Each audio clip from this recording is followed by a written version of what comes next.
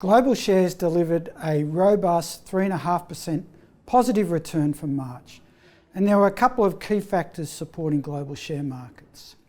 Firstly, central banks gave guidance that low interest rates would continue, so we saw these signals from the Federal Reserve, the European Central Bank and the Reserve Bank that they would maintain low interest rates for the next couple of years. We also saw some encouraging signs on the vaccination program, particularly in the United States and Britain. However, it's still pretty problematic in Europe and Brazil. The third factor was some positive signs on the global economy. In particular, the United States and the Chinese economies are doing particularly well. So being the two largest economies, there is hope that they will lift the rest of the world in 2021. The global economy is currently delivering a very mixed performance. Clearly, China and the United States are leading the recovery. However, in the case of Europe, it still remains a concern with the rise in new infection cases and the extension of lockdowns, in particular in Germany, France and Italy for the next month. So the European recovery looks like it's been delayed. However, markets have looked beyond that.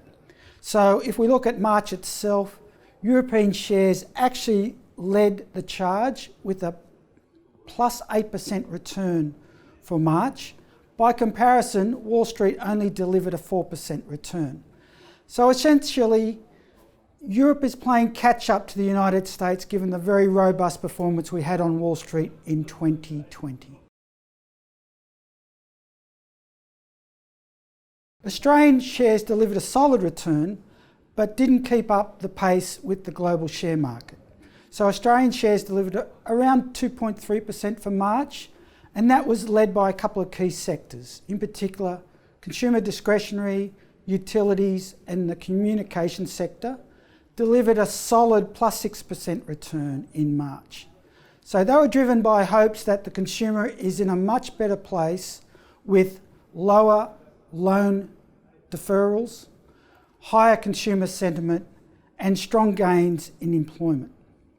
Against this, the resources sector disappointed with a minus 4% return, and that's largely due to the fact that commodity price rally stalled in March.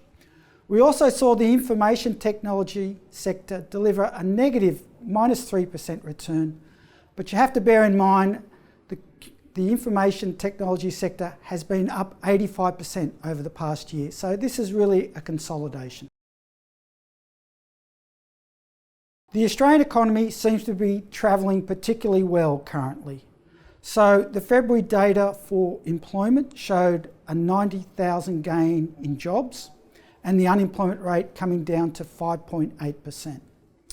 We've also seen, in terms of the leading indicators, such as car sales, job ads in particular, that the Australian economy has considerable momentum.